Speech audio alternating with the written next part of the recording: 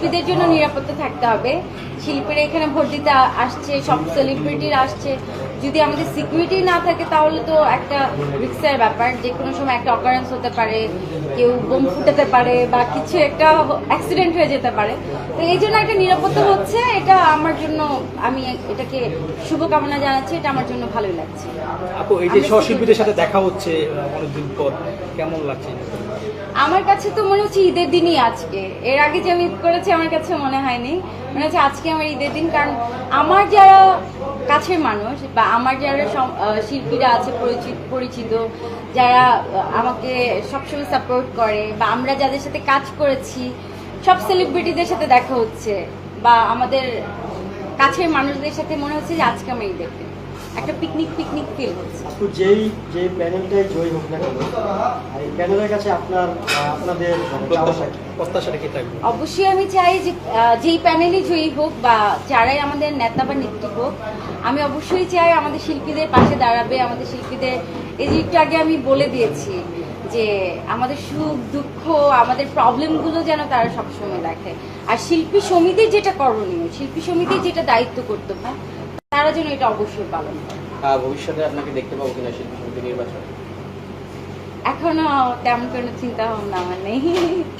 এখন আমি চিন্তা করছি না, আমার সেই পর্যাপ্ত বয়সটা হয়নি নির্বাচন করার। আমি মনে করছি যে এখন আমি ছোট, সো ইন ফিউচার যদি তেমন কোনো সুযোগ হয় আমি চিন্তা করবো। কিন্তু এখন আপনার ভিতরে ইচ্ছাটা আছে? ইচ্ছা তো অনেককে দেখেই ইচ্ছে জাগতেই পারে, তো এখনো ভাবছি না। দেখো, আগামী নির্বাচনে যে প্যানেল দুটো আপনি দেখলেন, অনেক গুণী শিল্পীরা আছে, অভিজ্ঞ শিল্পীরা আছে, এমন একটা প্যানেল থেকে যদি আপনাকে আসার জন্য বলা হয়, সেক্ষেত্রে তো যদি আমাকে বলা হয় আর আমি যদি সবার উৎসাহ পাই, যদি আমার মনে হয় যে সব শিল্পীরা আমাকে সাপোর্ট করছে, তাহলে আমি দাঁড়াতে পারি। এবার যদি আমরা সিনেমার প্রসঙ্গে আসি, বর্তমানে ব্যস্ততা আসলে কি নিয়ে চলছে? বর্তমানে তো আমার শেষবাজি ছবি রিলিজ হয়েছে কিছুদিন আগে, আর রিসেন্ট আরও 3টে ছবি রানিং শুটিং চলছে, তো এগুলো নিয়ে কাজ করছি। আপনার শেষবাজি নিয়ে প্রশংসিত হয়েছে অভিনয়ের দিক থেকে, কাহিনীর দিক থেকে, সবকিছু মিলিয়ে। আর সেক্ষেত্রে সাইমন ভাইয়ের একটা দেখলাম যে একটু মনোক্ষুণ্ণ ছিল সাইমন ভাই এই বিষয়টা নিয়ে। সেটা নিয়ে আসলে ঘটেছিল কি, বা শুরুতে যে ধরনের প্ল্যান ছিল সে ধরনের কি এক্সিকিউট করতে পারেনি, কি ছিল? অ্যাকচুয়ালি আমাদের শেষবাজি ছবিটা এত বিগ বাজেটের একটা ছবি আর এত সুন্দর একটি গল্প, আমরা চেয়েছিলাম যে আমাদের প্রচারণাটা যেন আরো অনেক হাইলি ভাবে হয়।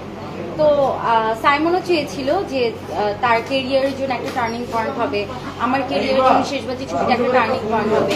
প্রডিউসার প্রচুর টাকা খরচ করেছে এই ছবিতে, কিন্তু ইন দ্য লাস্ট টাইম আমাদের যখন ছবিটা রিলিজ হচ্ছে তখন আমরা তেমন কোনো প্রচারণা, আমাদের মানে প্রমোশনের ক্ষেত্রে কোনো বাজেট